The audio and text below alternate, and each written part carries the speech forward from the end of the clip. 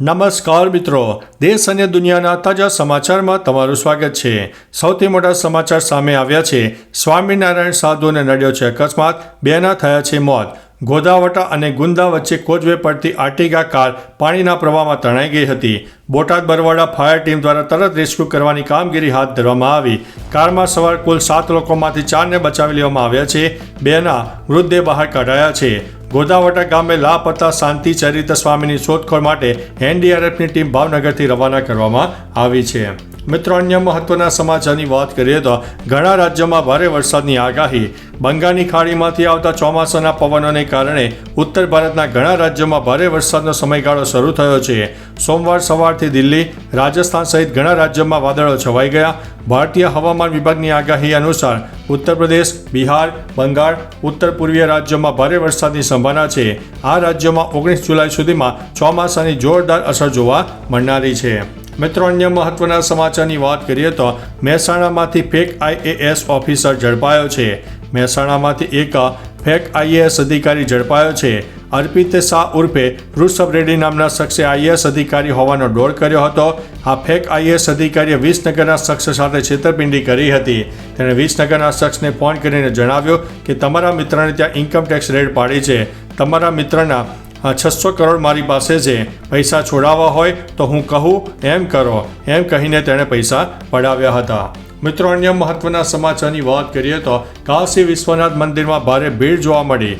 ઉત્તર ભારતમાં શ્રાવણ મહિનાની શરૂઆત થઈ ગઈ છે અને શ્રાવણ મહિનાનો પહેલો સોમવાર હતો, ત્યારે શિવ મંદિરોમાં ભગવાન ભોલેનાથના દર્શન કરવા માટે લોકો ઉમટી પડ્યા। શ્રાવણના પહેલા સોમવાર નિમિત્તે કાશી વિશ્વનાથ મંદિર અને ગંગા ઘાટ ઉપર ભક્તોની ભારે ભીડ જોવા મળી હતી। મિત્રો, અન્ય મહત્વના સમાચારની વાત કરીએ તો ડોનાલ્ડ ટ્રમ્પ પુતિન પર ભડક્યા। યુક્રેન પર રશિયાના હુમલા બાદ અમેરિકાના રાષ્ટ્રપતિ ડોનાલ્ડ ટ્રમ્પ ફરી એકવાર પુતિન ઉપર ગુસ્સે થયા હતા। ન્યૂ જર્સીમાં ફિફા વર્લ્ડ કપ ફાઇનલમાંથી પાછા ફર્યા બાદ મીડિયા સાથે વાત કરતા ટ્રમ્પે કહ્યું હતું કે હું રાષ્ટ્રપતિ પુતિનથી ખૂબ નિરાશ છું। તેઓ સારી વાતો કહે છે, તેઓ બોલવામાં માહિર છે, પણ તેઓ રાતના અંધારામાં લોકો ઉપર બોમ્બ ફેંકે છે। અમને આ ગમતું નથી। મિત્રો, અન્ય મહત્વના સમાચારની વાત કરીએ તો શુભાંશુ શુક્લા ધરતી તરફ ફરવા માટે હવે તૈયાર હતા। ભારતીય અવકાશયાત્રી ગ્રુપ કેપ્ટન શુભાંશુ શુક્લા અને અન્ય 3 સભ્યો એક્સિઓમ-4 મિશન ગયા હતા। એક્સિઓમ-4 મિશન પર રહેલા ભારતીય અવકાશયાત્રી ગ્રુપ કેપ્ટન શુભાંશુ શુક્લા અને અન્ય 3 સભ્યોનું પરત ફરવાનું ગઈકાલથી શરૂ થઈ ગયું છે અને ડોકિંગ પહેલાં શુભાંશુ શુક્લાએ જણાવ્યું હતું કે અંતરિક્ષથી ભારત સૌથી સુંદર દેખાય છે। મિત્રો, અન્ય મહત્વના સમાચારની વાત કરીએ તો મોરબીમાં બિસ્માર રસ્તા મુદ્દે વિરોધ। ધારાસભ્ય ક્રાંતિ અમૃત્યા મોરબીથી ગાંધીનગર પહોંચ્યા હતા, ત્યારે એક તરફ એમએલએ ક્રાંતિ અમૃત્યા ગોપાલ ઇટાલિયાને ચેલેન્જ આપીને ગાંધીનગર રાજીનામું આપવા માટે પહોંચી ગયા હતા। તેમના મત વિસ્તાર મોરબીમાં બિસ્માર રોડ અને રસ્તાની સુવિધાને લઈને કોંગ્રેસ નેતાઓએ વિરોધ પ્રદર્શન કર્યા હતા। મોરબી મહાનગરપાલિકાની કચેરી આગળ પૂર્વ એમએલએ લલિત કગથરા સહિતના કોંગ્રેસના નેતા અને કાર્યકરો મોટી સંખ્યામાં ઉગ્ર વિરોધ કરી રહ્યા હતા। મિત્રો, અન્ય મહત્વના સમાચારની વાત કરીએ તો સાબર ડેરીમાં ભાવફેર મુદ્દે લડી લેવાના મૂડમાં પશુપાલકો। સાબરકાંઠાની સાબર ડેરીમાં મોટા પાયે વિરોધ પ્રદર્શન થઈ રહ્યું છે, જેમાં નફાથી વંચિત પશુપાલકો દ્વારા વિરોધ પ્રદર્શન કરવામાં આવી રહ્યું છે। ધારાસભ્ય ધવલસિંહ ઝાલા પણ પશુપાલકોના સમર્થનમાં છે। વિરોધ પ્રદર્શનને કારણે બાઉન્સરો તૈનાત કરવામાં આવ્યા છે। પરિસ્થિતિ બેકાબૂ બની જવાને કારણે પોલીસે ટીયર ગેસના સેલ છોડવાની ફરજ પડી હતી। આ સાથે વિરોધ પ્રદર્શન દરમિયાન પથ્થરમારો થયાના અહેવાલ છે। મિત્રો, અન્ય મહત્વના સમાચારની વાત કરીએ તો કાંતિ અમૃત્યાના રાજીનામા અંગે બ્રેકિંગ। ગોપાલ ઇટાલિયાને ચેલેન્જ આપનારા કાંતિ અમૃત્યા રાજીનામું આપવા ગાંધીનગર તો પહોંચ્યા, પણ તેઓ રાજીનામું આપ્યા વગર જ અડધા કલાકમાં રવાના થઈ ગયા। મળતી માહિતી મુજબ તેમણે બપોરે 12 વાગ્યે અને 15 મિનિટ સુધી ગોપાલ ઇટાલિયાની રાહ જોઈ। તેઓ લગભગ 100 ગાડીના કાફલા સાથે ગાંધીનગર પહોંચ્યા હતા। ઇટાલિયા ન આવ્યા તો અમૃત્યા વિધાનસભાથી પરત જવા રવાના થઈ ગયા હતા। મિત્રો, અન્ય મહત્વના સમાચારની વાત કરીએ તો ભાવનગર જિલ્લામાં વરસાદી માહોલ જામ્યો। હવામાન વિભાગની આગાહી અનુસાર ભાવનગર જિલ્લામાં વરસાદી માહોલ જામ્યો। છેલ્લા 24 કલાકમાં જિલ્લાના 10 તાલુકામાં ઉપરાંત 8થી વધારે તાલુકામાં વધુ વરસાદ નોંધાઈ ગયો। ભાવનગર શહેરમાં સૌથી વધારે 37 મિલીમીટર, ઘોઘામાં 31 મિલીમીટર વરસાદ પડ્યો. તળાજા અને જેસર તાલુકાના વરસાદથી વંચિત રહ્યા છે.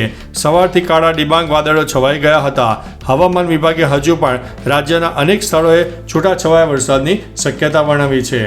મિત્રો, અન્ય મહત્વના સમાચારની વાત કરીએ તો તાપી નદીમાં છોડાતા નયનરમ્ય દ્રશ્યો.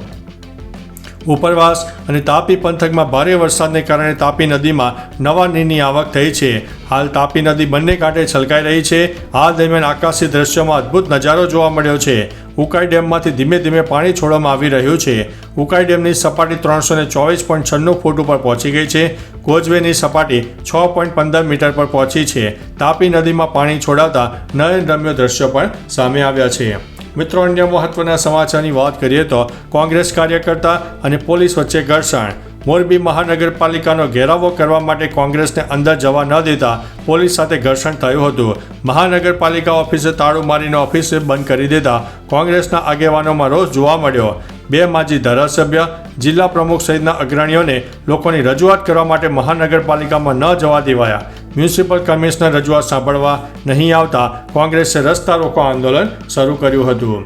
મિત્રો, અન્ય મહત્વના સમાચારની વાત કરીએ તો 2.63 લાખ ભક્તોએ કર્યા છે અમરનાથ ગુફાના દર્શન. હાલ અમરનાથ યાત્રા શરૂ છે, જેમાં મોટી સંખ્યામાં શ્રદ્ધાળુઓ ભાગ લઈ રહ્યા છે. આ વર્ષે અમરનાથ યાત્રાએ જનારા શ્રદ્ધાળુઓની સંખ્યા 2 લાખને પાર થઈ ગઈ છે. 17,000થી વધુ શ્રદ્ધાળુઓએ શ્રી અમરનાથ ગુફાના પવિત્ર બરફ શિવલિંગના દર્શન કરી લીધા છે. જ્યારે અત્યાર સુધીમાં કુલ 2,63,000 શ્રદ્ધાળુઓએ અમરનાથ ગુફાના દર્શન કર્યા છે. મિત્રો, અન્ય મહત્વના સમાચારની વાત કરીએ તો હથિયારના બોગસ લાયસન્સ ઇસ્યુ કરવાનું કૌભાંડ ઝડપાયું. ઉત્તર પ્રદેશમાંથી હથિયારના બોગસ લાયસન્સ ઇસ્યુ કરવાનું કૌભાંડ ઝડપાયું છે. ગુજરાત ATS દ્વારા કૌભાંડમાં સંકળાયેલા 7 આરોપીઓની ધરપકડ કરવામાં આવી છે. અમદાવાદના વસ્ત્રાલ, મેઘાણીનગર, અડાલજ વિસ્તારમાંથી 7 આરોપીઓને ઝડપી લેવામાં આવ્યા છે. ઉલ્લેખનીય છે કે અગાઉ પણ ગુજરાત ATS દ્વારા હથિયાર લાયસન્સનો પર્દાફાશ કરવામાં આવ્યો હતો. મિત્રો, અન્ય મહત્વના સમાચારની વાત કરીએ તો ગુજમાર્ગ એપ્લિકેશન ઉપર 10,000 રજીસ્ટ્રેશન થયા. રાજ્યમાં પ્રવર્તમાન ચોમાસાની સિઝનને પરિણામે જે માર્ગોને નુકસાન થયું છે તેને પુનઃ મોટરેબલ કરવા માટે ગુજરાત સરકાર દ્વારા પ્રોએક્ટિવ અભિગમ દાખવવામાં આવ્યો છે. માર્ગ અને મકાન વિભાગ દ્વારા અંતર્ગત કાર્યરત ગુજમાર્ગ એપ્લિકેશન પર અત્યાર સુધીમાં સમગ્ર રાજ્યમાંથી કુલ 10,000 કરતાં વધુ રજીસ્ટ્રેશન થયા છે. ઉલ્લેખનીય છે કે માર્ગ અને મકાન વિભાગ સંબંધિત ફરિયાદો માટે ગુજમાર્ગ એપ્લિકેશન બનાવવામાં આવી છે. મિત્રો, અન્ય મહત્વના સમાચારની વાત કરીએ તો આ ચેલેન્જની રાજનીતિ નહીં પરંતુ વિકાસની રાજનીતિ છે. ગુજરાતમાં શરૂ થયેલી ચેલેન્જની રાજનીતિને લઈને રાજકીય માહોલ ગરમાયો છે.